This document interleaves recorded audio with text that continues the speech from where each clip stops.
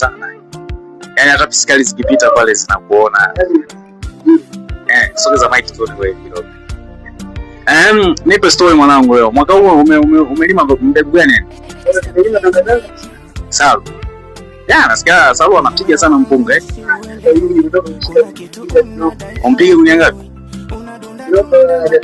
Kama 82.